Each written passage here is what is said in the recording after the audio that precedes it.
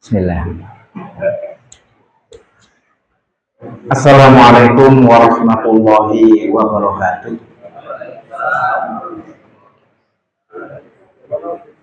Alhamdulillah wassalatu wassalamu ala rasulillahi Muhammadin ibni abdillah wa alihi wa ashabihi wa mawalah. Wala hawla wala quwwata illa billah. Subhanaka la ilma lana illa ma'allamtana innaka antal alimul hakim. Rabbi shrah li sadri wa yassir li amri wahlul 'uqdatam min lisani yafqahu qawli. Raditu billahi rabba wa bil islami dina wa bi Muhammadin nabiyya wa rasula. Rabbana zidna ilma warzuqna fahma wa yaqina amma ba'd. Bapak Ibu ma'asyiral muslimin wal muslimat yang dirahmati Allah, patut kita senantiasa bersyukur kehadirat Allah Subhanahu wa ta'ala dalam segala hal, atas segala limpahan rahmatnya, hidayahnya kepada kita. Mudah-mudahan dengan kesyukuran ini Allah akan senantiasa menambah kebaikannya kepada kita, dan kita jadikan seluruh kebaikan itu sebagai perantara wasilah untuk taat kepadanya. Termasuk juga biarpun pada hari ini hujan lebat, ya kita harus tetap bersyukur daripada kena api neraka kayak di Los Angeles, ya. Bagus hujan lebat, ya, daripada kena api neraka kayak di sana, ya. Syukur juga kita, ya. Bahkan hujan itu adalah satu rahmat karena bisa tumbuhnya tumbuhan-tumbuhan di atas bumi sebagai keperluan manusia itu juga berkat hujan. Tanpa adanya hujan, kita akan jadi tanah yang kering kerontang, tidak mengeluarkan apapun. Ini rahmat. Cuma harapan kita, jadilah hujan ini sebagai rahmat, jangan dijadikan ya Allah hujan ini sebagai azab bagi umatmu.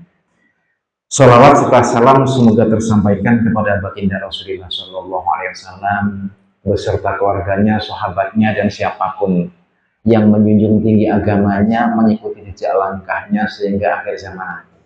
Kita berdoa mudah-mudahan kita mampu istiqomah di dalam menetapkan Islam dan iman ini di dalam jiwa kita sampai menghembuskan nafas terakhir dengan kalimat La ilaha illallah Muhammad Rasulullah. Ma'asyiral muslimin, orang tua kayak kita ini kalau bicarakan masalah politik terlalu panjang, bicarakan masalah ekonomi kedaluarsa, ya. Jadi bagaimana kita ini bisa menciptakan jiwa kita, hati kita itu untuk menjadi jiwa yang tenang, itu saja sebenarnya, ya. Jadi apapun yang kita lakukan, bagaimana semuanya ini bisa menjadikan sumber ketenangan di dalam jiwa kita, karena ketenangan ini akan membawa dampak yang sangat positif di dalam perjalanan kita, dalam kehidupan kita, bahkan akan memberikan dampak yang positif di seluruh usaha dan juga gerak-gerik kita. Tanpa adanya ketenangan, semuanya akan bubar. Bapak Ibu, saya teringat apa yang dijadikan doa oleh Nabiullah Ibrahim alaihissalam. Wala tuhzini yauma yub'atsun yauma la yanfa'u malu wala banuna illa man atallaha biqalbin salim. Ya Allah, janganlah Engkau jadikan saya ini bersedih di saat mereka Engkau bangkitkan di hari kiamat, yaitu pada suatu hari yang harta benda tidak bermanfaat. Demikian juga anak-anak tidak bermanfaat, kecuali siapa yang datang kepada Allah dengan hati yang damai, dengan hati yang selamat, dengan hati yang tenang. Artinya apa? Ibrahim sebagai seorang nabi dapat julukan Khalilullah, kekasih Allah. Dia ini sudah mengantisipasi pada suatu hari nanti kayaknya sih anak itu nggak akan bermanfaat. Demikian juga harta-harta tidak bermanfaat. kecuali ketika saya ini hadir di hadapan Allah dengan hati yang suci, hati yang tenang, hati yang sejahtera, hati yang selamat. Selamat dari apa? Kesyirikan. Selamat dari apa? Perbuatan-perbuatan bid'ah, selamat dari kemaksiatan, dan selamat daripada dosa-dosa dan kesalahan yang lain. Maka itu yang diharap oleh Ibrahim alaihissalam, yang diharap. Sehingga kita harus mencari sumber-sumber untuk menjadikan kita itu tenang, sejahtera, itu apa saja. Dan di dalam sholat, di dalam hadis riwayat Muslim, kita selesai sholat selalu berdoa, Allahumma antas salam wa minkas salam wa ilaika ya'udus salam fahayyina rabbana bisalam wa adkhilnal jannata darussalam tabarakta rabbana ya dzal jalali wal ikram. Kalau dalam hadis Muslim itu pendek juga, Allahumma antas salam wa minkas salam tabarakta dzal jalali wal ikram. Pendek dalam hadis Muslim itu ya. Tapi tidak ada salahnya berdoa dengan doa redaksi yang sempurna. Allahumma antas salam, ya Allah, engkaulah kesejahteraan, kedamaian, ketenangan. Wa minkas salam, daripada mula kesejahteraan, kedamaian, dan ketenangan. Wa ilaika ya'udus salam, kepadamu pula kesejahteraan, kedamaian, ketenangan itu kembali.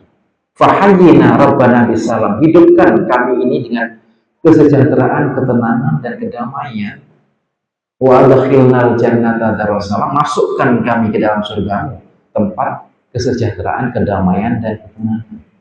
Tabarakta rabbana, maha berkah engkau ya Allah, ya dzal jalali wal ikram, zat yang mempunyai kemegahan dan kemuliaan.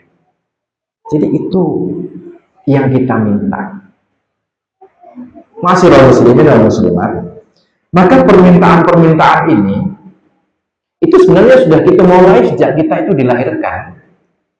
Jadi bagaimana cara kita sejahtera itu sudah kita mulai sejak kita dilahirkan. Karena kesejahteraan itu meliputi masalah-masalah yang nampak, yaitu dzatiyah, material, atau masalah-masalah yang nggak nampak, hissiyah, atau rohaniyah, yaitu masalah mental, spiritual, ataupun rohani. Coba, hanya saja kita dulu nggak pernah berpikir ketika kita lahir itu susah, banyak yang harus kita susahkan sehingga kita ini menangis. Gue aku lahir, sopo sing gendong, lewis digendong, luwe sopo sing ndulang, sopo sing nyusui, nangis kita. Itu waktu lahir, tapi dia akan tenang ketika nangis ada yang gendong ibu dia. Ketika ngelak ada yang menyusui ibu dia. Bahkan ketika dia itu buang air kecil, air besar, ada yang membersihkan. Itu tenang, sudah ada. Tapi begitu dia besar, dia berpikir lagi. Lihat teman-temannya bermain. Saya belum bisa jalan. Bagaimana saya ini kok susah betul nggak bisa jalan? Kata kukur-kukur ya susah. Isone mek nangis doa. Suatu saat dipenuhi. Jadi dia menjadi tenang, ya. Besar sedikit dia temannya bermain ini dan itu, dia pingin, dan dia juga bisa beli, disempurnakan. Dia juga tenang. Suatu saat temannya sekolah, dapat ijazah, ingin bekerja, ingin menikah, semuanya itu dipenuhi. Bahkan sampailah punya anak, sampai punya cucu, semua dipenuhi oleh Allah Subhanahu wa Ta'ala. Dan itu semuanya menjadikan dia tenang. Suatu saat tidak tenang lagi karena apa? Belum punya rumah, oleh Allah diberi rumah, jadi tenang. Belum punya harta benda, oleh Allah diberi, jadi tenang. Ada yang masih kurang aja, belum punya pangkat kedudukan, diberi, jadi tenang. Ada yang masih kurang saja, hartanya sedikit minta banyak, diberi Allah, jadi tenang. Tapi ingat, semua yang sudah diberi itu hanya ketenangan yang sifatnya sementara. Karena itu semuanya tidak akan menjamin. Bagaimana senang kita dengan anak sekarang ini, yang mereka itu mulai kecil kita sanjung-sanjung, kita sayang-sayang, alhamdulillah. Ada sampai dewasa mereka ini menyenangkan kita. Tapi ada pula di antara teman kita, anaknya semakin dewasa semakin menyusahkan. Padahal dulu sebelum punya anak, dia ingin punya anak agar dia tenang. Semakin dewasa semakin menyusahkan. Ada pula orang belum punya kedudukan, diminta, ya Allah berikan saya ini derajat pangkat yang tinggi. Seakan-akan itu memberikan ketenangan. Tapi sudah diberikan pangkat derajat yang tinggi, itu malah membuat susah dia. Kesimpulannya apa? Bahwa hal-hal yang sifatnya itu material ini tidak kekal selama-lamanya memberikan ketenangan. Oleh karena harus ada ketenangan yang harus diciptakan, yang harus digali, dan ini akan memberikan ketenangan sepanjang masa biarpun material itu hancur, biarpun harapan kita itu hancur, tapi ketenangan masih ada di dalam jiwa kita. Dan inilah yang sudah dialami oleh para nabi, sudah dialami oleh para rasul, biarpun mereka itu digoncang oleh berbagai permasalahan. Ada yang digoncang dengan permasalahan umat, yaitu Nabi kita Muhammad Shallallahu Alaihi Wasallam, bahkan nabi-nabi yang lain, misalnya Nabi Nuh, Nabi Ibrahim. Ada yang digoncang dengan masalah keluarga. Nabi Nuh sampai anaknya saja tidak Islam, tidak mau taat kepada Allah Subhanahu wa Ta'ala. Ada yang digoncang dengan istrinya, ya. Bahkan istri dulu itu ketika nikah untuk menjadi ketenangan, tapi sudah nikah tidak menjadikan ketenangan, yaitu Nabi Syuaib alaihissalam, ya. Istrinya sendiri tidak mau mengikuti jejak langkah Nabi Syuaib alaihissalam. Nah, bagi kita yang memang diciptakan oleh Allah sebagai hambanya yang beragama, itu ada beberapa syarat kita untuk menjadi tenang. Yang pertama, kata Allah, atiullaha wa atiur rasul, wa may yuti'illah wa rasulah faqad faza fawzan 'azima. Taat kepada Allah, taat kepada Rasul. Siapa yang taat kepada Allah, taat kepada Rasul, maka Allah Subhanahu wa Ta'ala akan memberikan satu keberuntungan yang agung. Faqad faza fawzan 'azima. Sudah, pertama kuncinya, ya. Ternyata apapun yang terjadi di sekitar kita, baik di keluarga maupun di luar, itu kalau kita dasarkan ketaatan kepada Allah dan Rasulnya, itu akan menjadi ringan. Sesuatu yang bagus terjadi, alhamdulillah. Yang buruk terjadi, innalillah. Tapi alhamdulillah itu kesyukuran yang sifatnya adalah lafziyah. Kesyukuran yang sifatnya adalah qalbiyah. Qalbi, segala puji milik Allah. Kita nggak mampu apa-apa. Kita nggak punya apa-apa. Sehingga kalaulah itu dibalik, suatu kenikmatan itu menjadi suatu bencana, dia akan ucapkan inna lillah wa inna ilaihi raji'un. Jadi apa yang kita miliki, apa yang kita perjuangkan, itu adalah milik Allah, dan sesungguhnya hanya kembali kepada Allah Subhanahu wa Ta'ala. Jadi kita kalau kehilangan sesuatu, entah itu masalah musibah, entah masalah kematian, entah kehilangan harta benda, kalau itu kita kembalikan bahwa semua itu milik Allah, itu akan menjadikan diri kita tenang. Lain kalau orang masih merasa berat dengan apa yang dimilikinya, seakan-akan semua itu adalah milik dia sendiri. Jadi ciri orang yang taat kepada Allah adalah akan mengembalikan sesuatu itu kepada yang punya. Karena apa? Hakikat sesuatu itu diberikan oleh Allah hanya untuk menjadikan bagaimana cara kita itu mampu beribadah kepada Allah dengan sempurna, mampu mendekatkan diri kepada Allah dengan sempurna. Coba kita diberikan tubuh yang sempurna, tangan ya kayak ini. Ketika mau gatal di belakang, kita mampu mengukur, gatal di depan mampu. Bahkan yang ada dalam telinga kita bisa mencari korek. Tapi selebihnya daripada itu, kita gunakan untuk takbir, angkat tangan. kita gunakan untuk ruku, kita gunakan untuk sujud. Jadi kesempurnaan itu pada dasarnya adalah untuk peribadatan kepada Allah Subhanahu wa taala. Demikian juga kesempurnaan yang sifatnya itu adalah material. Semuanya kita jadikan untuk mendekatkan diri kepada Allah Subhanahu wa taala. Yang pertama. Yang kedua, bahwa ketaatan kita kepada Allah itu dalam bahasa lain adalah satu ketakwaan. Ya. Ketaatan kita kepada Allah dan Rasulnya dalam bahasa lain adalah satu ketakwaan. Jaminan Allah, wa may yattaqillaha wa rasulahu yaj'al lahu makhraja. Siapa yang taat kepada Allah, Allah akan menjadikan dia itu solusi di setiap permasalahan. Jadi nggak ada orang beriman itu yang punya masalah nggak ada solusinya. Orang beriman kalau punya masalah, semua ada solusinya, ada penyelesaiannya. Cuma terkadang kita itu begini, nunggu penyelesaian itu kok lama banget.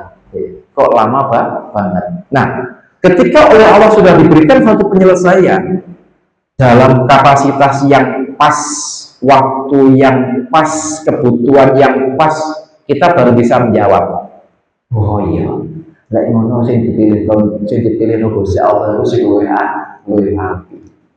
Itu kalau kita beriman, ya. Tapi kalau orang nggak beriman, seakan-akan dia itu putus asa. Karena dia sudah putus asa, suudzon kepada Allah Subhanahu wa taala, sehingga apa yang diharapkan itu nggak pernah kunjung sampai, akan tapi akan menjadi beban di dalam hati dia, menjadikan tidak tenang, menjadikan gundah gulana. Orang yang beriman, orang yang bertakwa, wa may yattaqillaha yaj'al lahu makhraja. Bahkan masalah rezeki sudah dijamin oleh Allah, wa yarzuqhu min haitsu la yahtasib. Akan diberikan rezeki dengan rezeki yang memang tidak disangka-sangka. Masalah rezeki banyak jalannya nanti ya, kita terangkan tersendiri. Masalah muslimin yang dirahmati Allah. Yang kedua, kita ini kalau ingin satu ketenangan, itu banyak-banyak menyebut Allah. Saya dulu itu tidak paham. Mosok saya zikir nang Gusti Allah iku iso tenang. Betul gak paham saya dulu ya. Tapi ternyata zikrullah itu betul-betul memberikan ketenangan yang luar biasa. Nah, ini belum saya terangkan masalah macam-macam zikir ya. Zikir yang pertama disebut dengan zikir lafziyah, yaitu zikir yang sifatnya itu lisan. Jangan nyebut la ilaha illallah, subhanallah, walhamdulillah, Allahu akbar, la haula wala quwata illa billahil aliyil azim. Termasuk zikir sesudah sholat, astagfirullah alladzi la ilaha illa huwal hayyul qayyum wa atubu ilaih. Itu zikir lafziyah. Jenengan mampu menghayati maknanya ataupun tidak, itu sudah ada nilainya di sisi Allah Subhanahu wa taala. Jangan khawatir. Duh, saya ini zikir bengok-bengok, gak paham apa diterima apa ora iki. Sampai nggak ngerti, Gusti Allah ngerti. Jadi Gusti Allah kalau apa-apa nggak ngerti, yang penting aku ngerti. Seakan-akan gitu Allah. Kalau apa-apa nggak ngerti, yang penting aku ngerti. Bu, lek kalau tak ngerti tahiyat sinten sing ngertos artine tahiyat sampai akhir. Bapak ngertos al-tahiyat sampai akhir.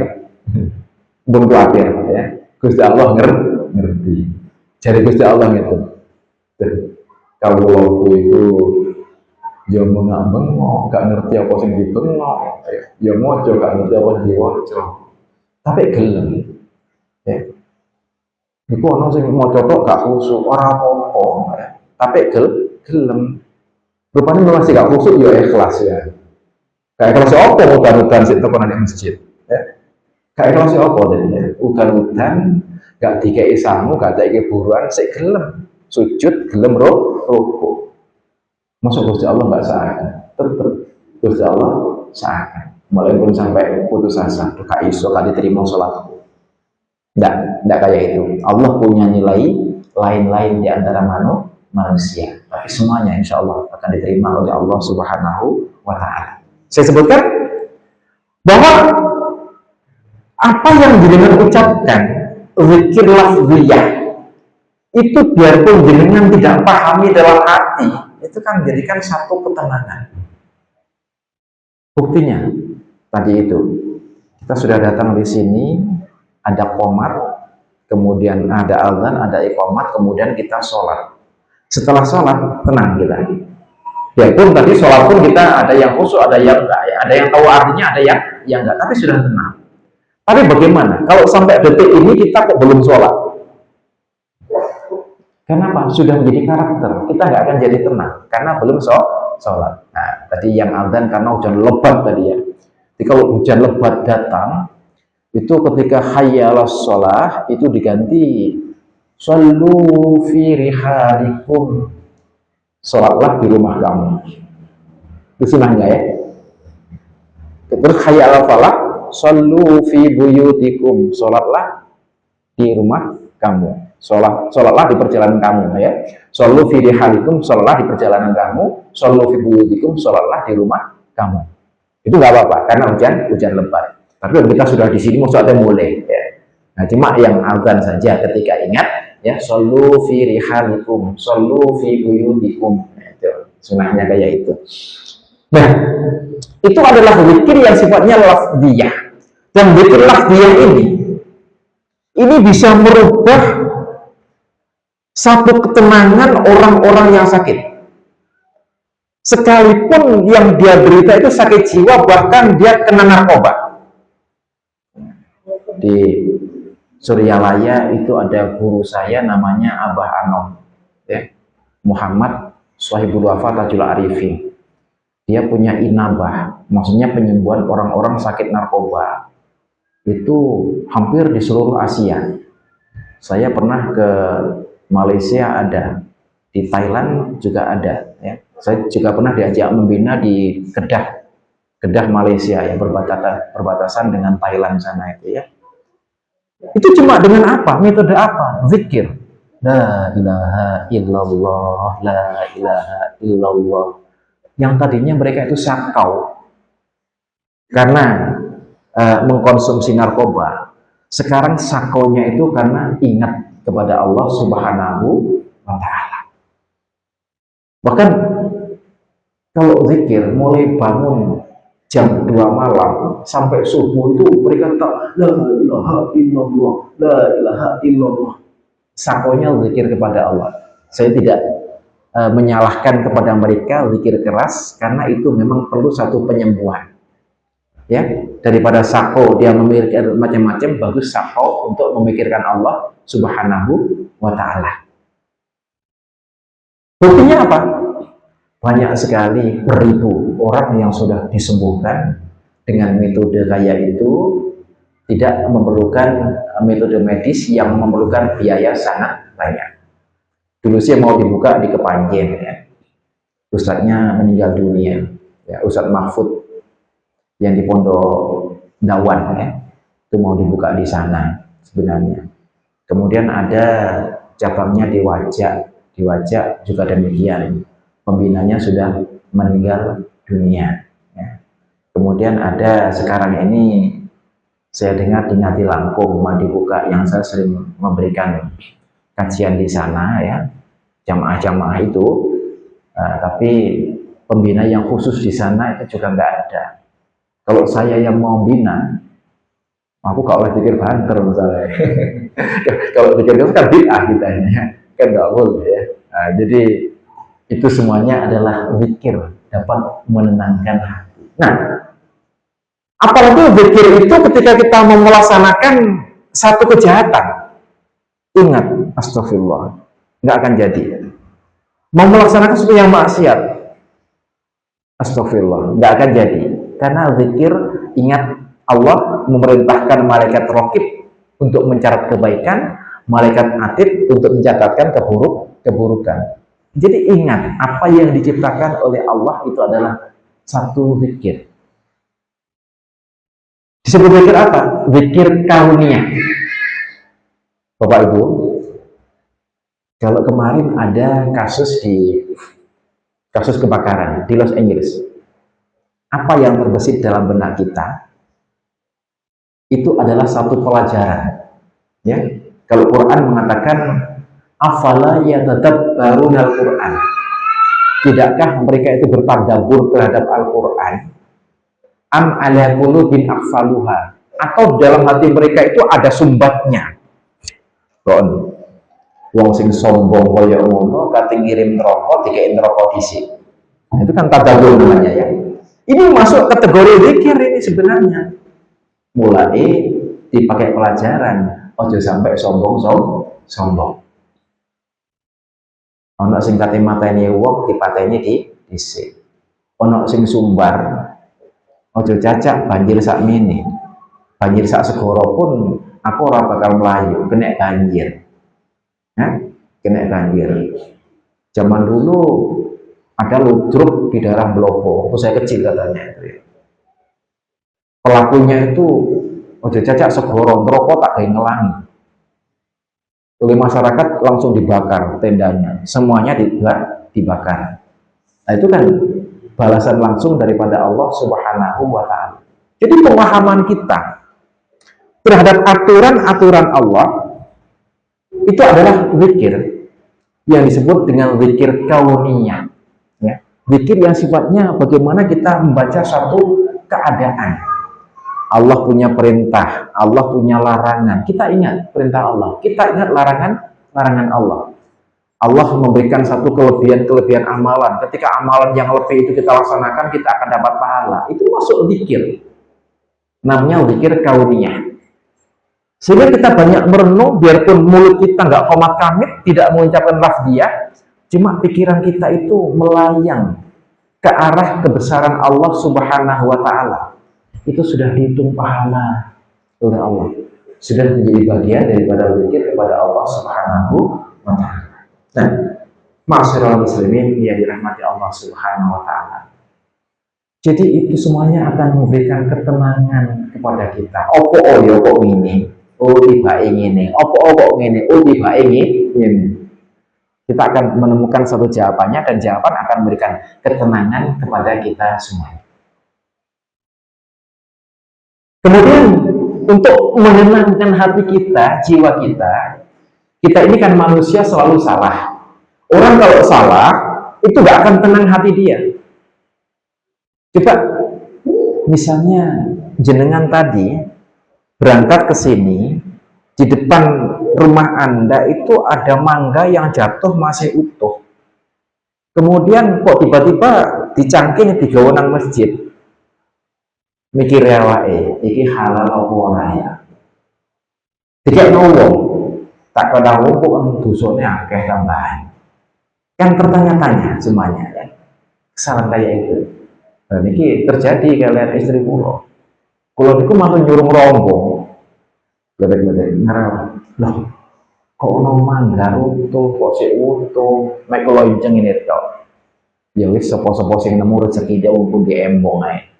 Ngoten pikiran kula. Mari ngono teko pasar, ibuke teko, nggawa mangga. Ya, iki mang ana mangga di embong. Tak gowo. Wong aku ora tak cukup kok sampean gowo. Jane wong liya cek duwe rezeki.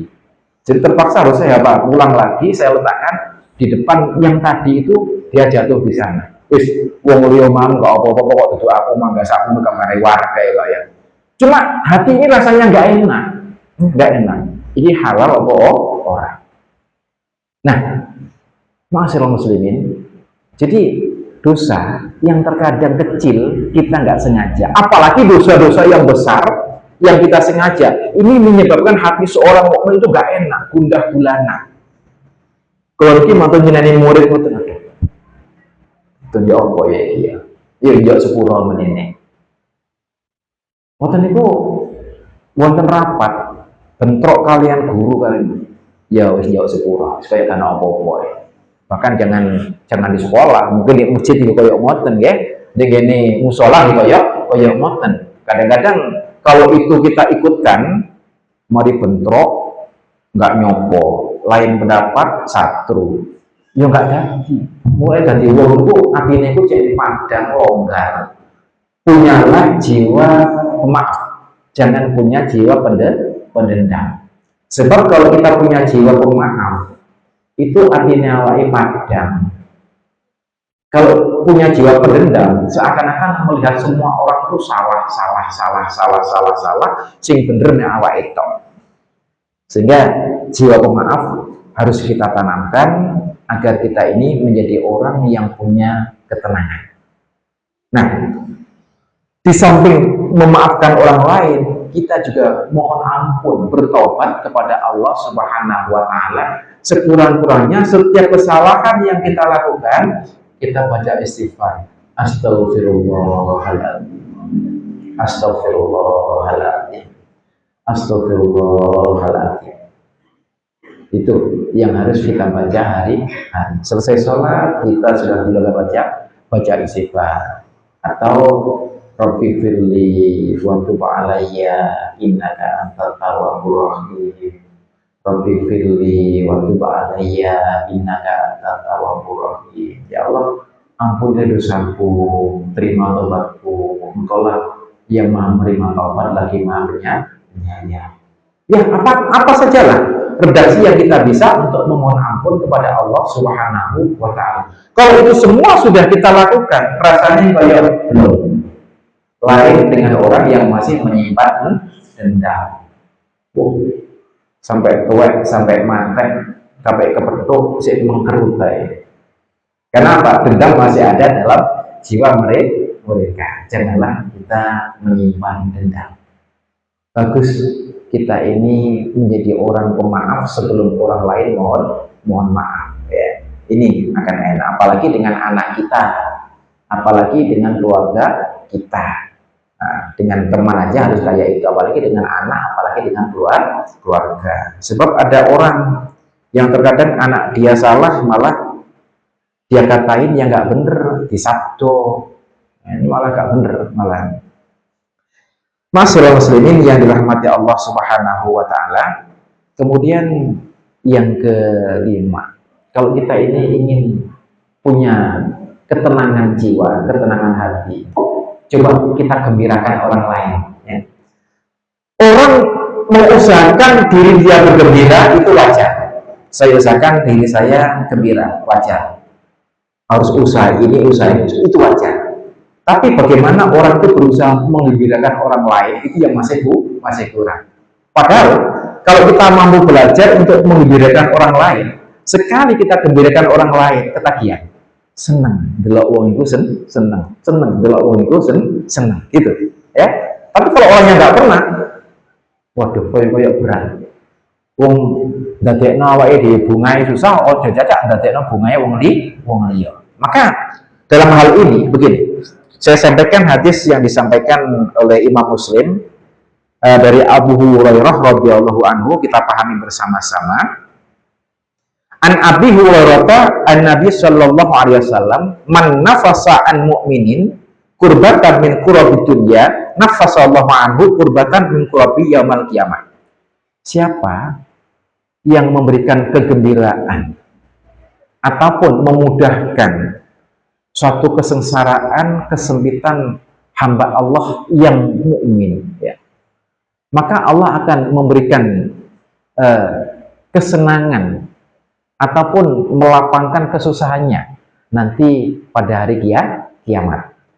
Jadi apapun yang kita berikan pada orang, yang hal itu adalah mampu untuk mengurangi beban deritanya. Jangan masalah memberi dong. Ada satu masalah kita mampu memberikan solusi penyelesaian, itu sudah memberikan kegembiraan orang lain. Apalagi kalau penyelesaian itu ya misalnya perlu uang, ya kok waktu itu ada, nggak apa-apa. Kalau nggak ada, tolong carikan hutangan, ya carikan hutangan. Kalau memang mampu, nggak apa-apa. Kayak itu sudah dalam tarafnya. Dan itu hanya sebagai contoh. Keperluan manusia itu banyak, permasalahan manusia cukup kompleks. Dari mana kita mampu untuk membantu apa yang dia perlukan, itu saja. Ya. Masyaallah muslimin yang dirahmati Allah Subhanahu wa Ta'ala, kalau itu kita lakukan, Allah akan memberikan kemudahan kita. Kesusahan kita akan dihapus oleh Allah nanti pada hari kiamat. Wa man yassara 'ala mu'sirin yassarahu Allahu fid dunya wal akhirah. Siapa yang memudahkan, kalau tadi menyelesaikan permasalahan ya. Siapa yang memberikan kemudahan kepada orang-orang yang susah, maka Allah akan memudahkan nanti di dunia dan di akhirat. Nih, lek urip di dunia iku yo sampai nyusah-nyusah wong. Lek iso iku dimudah-mudahkan. Duwe pemimpin penduduknya kabeh tani. Sing akeh tani. Wong tani perlu pupuk. Niku Pak Slamet iki. Perlu pupuk sak kilo itu harus melalui 12 langkah. Ribet. Ya, kalau pupuk sak kilo regane sing 4.000 ribet. Kalau tuku sing 13.000, 14.000, 17.000 enggak usah ribet tau ya. Karena enggak ada pilihan lain. Wong tani golek pupuk harus melalui jenjang macam-macam. Waduh, sing iki. Nah, untuk bilangnya dari mulai urip di Indonesia niku ya apa lah, kabeh ono. Cuma caranya untuk meraih itu bukan mudah karena banyaknya urusan-urusan yang nggak jelas ya. Banyak urusan-urusan yang tidak jelas. Maka orang kaya inilah yang nanti itu akan disusahkan oleh Allah di akhirat karena di dunia sudah menyusahkan sekian banyak manusia. Disusahkan betul ya. Bahkan belum di akhirat itu sudah akan susah dengan sendirinya. Nah, saya teruskan. Wa man satara musliman satarahullahu fid dunya wal akhirah. Siapa yang menutupi aib seorang muslim, maka Allah akan menutupi aib dia di dunia dan di akhirat. Bapak Ibu, kalau ada teman punya aib, teman punya apa, ayo berusaha kita tutupi bersama-sama. Ya. Kalau kesalahan itu betul, kemudian kita buka, kita ini salah, berdosa. Apalagi dia nggak bersalah, kemudian kita buka, itu namanya fitnah. Dan orang yang dapat fitnah itu betul kata Quran, al fitnatu asyaddu minal qatl. Fitnah itu lebih kejam daripada pembunuhan. Ya biarpun arti sebenarnya bukan itu dalam Quran itu ya. Tapi ini terjemah secara umum bahwa fitnah itu memang lebih kejam daripada pembunuhan. Lah kalau mau tentu balik di fitnah nggak usah bunuh diri. Nggak usah bunuh diri. Sekaya itu saja. Tapi hal yang perlu dinantikan, ya. Kalau jenengan mampu menutupi itu, maka itu akan jadi pahala jenengan. Bahkan nanti kalau jenengan punya salah, sengaja ataupun tidak, di akhirat akan ditutupi oleh Allah kesalahan jenengan. Tapi orang yang berbuat fitnah itu tidak akan mati dia sebelum fitnah itu dibalas di dunia, apalagi nanti balasan di akhirat. Sudah, ini saya yakin betul. Itu saya yakin betul. Karena apa? Sudah berkali-kali saya itu memperhatikan orang-orang seperti itu. Nah, Ma'asyiral muslimin yang dirahmati Allah Subhanahu wa taala. Kemudian bagaimana cara menggembirakan orang lain? Wallahu fi aunil abdi maka al-abdu fi auni akhi. Allah akan tetap menolong hambanya kalau hamba itu menolong saudaranya. Artinya apa yang kita tolong kepada orang lain itu kembali Allah akan menolong kita. Setiap yang kita tolong kepada orang lain itu tidak akan pernah habis. Allah akan tetap menolong kita. Inilah enaknya hidup di dalam agama Islam itu ada ajaran-ajaran yang memang terkadang tidak dimiliki oleh ajaran-ajaran lain. Nah, kemudian Munisa, derajat sedikit aja. Ini berkenaan dengan kita sekarang. Wa man salaka thariqan yaltamisu fi ilman sahalallahu lahu thariqan ilal jannah. Siapa yang berjalan menuju majelis ilmu, Allah akan memudahkan dia untuk jalan menuju surga. Ya. Tadi hujan-hujan kita sudah datang ke sini menuju majelis ilmu. Nanti ada pengajian di mana kita datang. Ada diskusi agama di mana kita datang. Ada rapat agama di mana kita datang. Ada penyelesaian perkara masjid kita datang. Maka itu adalah jalan Allah memudahkan kita untuk menuju surga Allah Subhanahu wa ta'ala. Dan ingat, orang yang mati syahid itu bukan orang yang mati dalam pertempuran saja. Di antaranya adalah orang yang sedang menuju majelis ilmu. Kemudian ada halangan kok dia meninggal dunia. Itu dia sudah terhitung mati syahid. Syahidnya adalah syahid akhirat. Di hadapan Allah dia syahid, di hadapan manusia dia mati tidak berperang. Itu di antaranya. Wa majtama'a qaumun fi baitin fi buyutillah yatluna kitaballahi wa yatadarasuna bainahum. Dan suatu kaum yang ada di rumah, sebagian daripada rumah-rumah Allah, termasuk musola, masjid, ya. Kemudian di sana dibacakan kitab Al-Quran atau hadis. Kemudian mereka bertadarus bersama. Nah, sehingga nanti kalau bulan puasa ya, itu usahakan. Jadi sudah baca kitab, kemudian tadarus bersama bergantian, ya. Illa nazarat alaihimus sakinah, akan diturunkan kepada mereka itu ketenangan.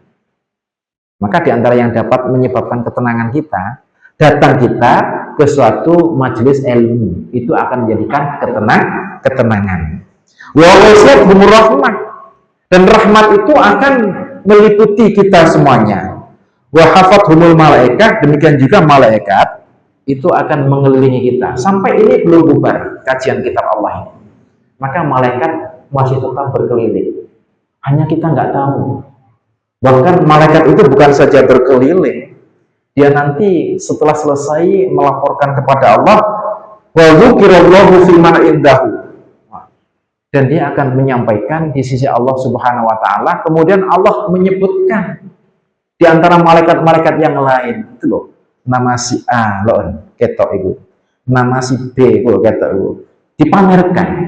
Jadi orang-orang yang mencari ilmu kayak kita itu di hadapan Allah dipamerkan dengan makhluk-makhluk Allah di langit, para malaikat. Ini kelebihan orang yang mencari ilmu.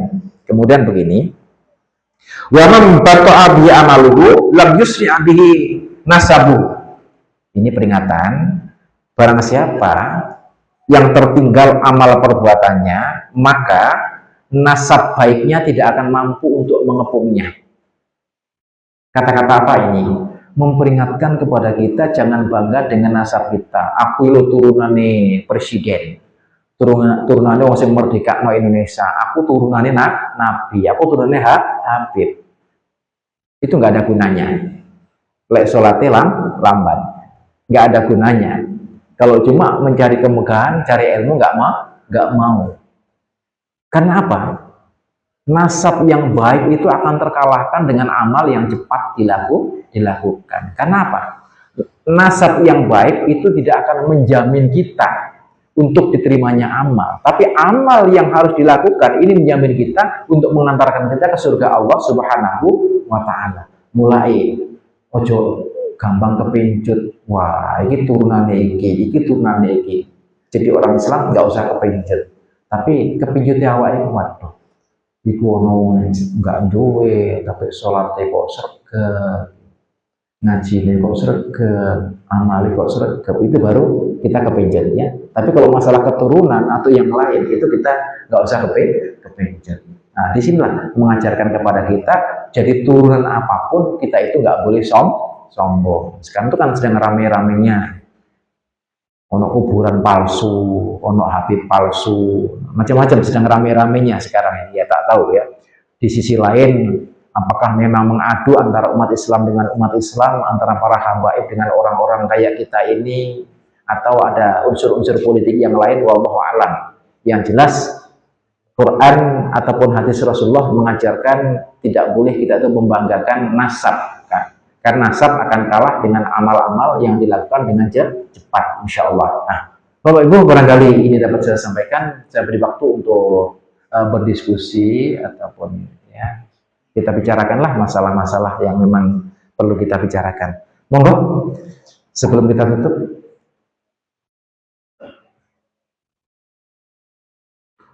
Monggo, Ibu, ada yang tanyakan? Ya. Kalau senang kalau diskusi, monggo. Iya, monggo. Iya. Apa Prab? Monggo. Ini kini kemauan. Monggo. Yang siapa? Gantian mboten apa. Cek kangge sedaya. Ya, saya kepada Ahmad. Inggih. Iki sekarang kita kota guyonan ini. Iya mboten.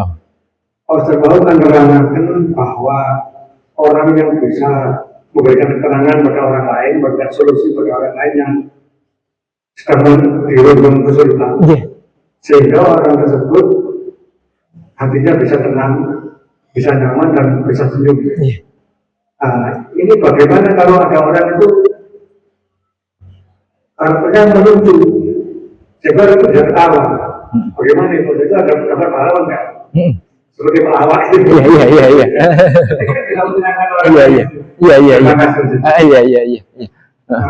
Iya, makasih.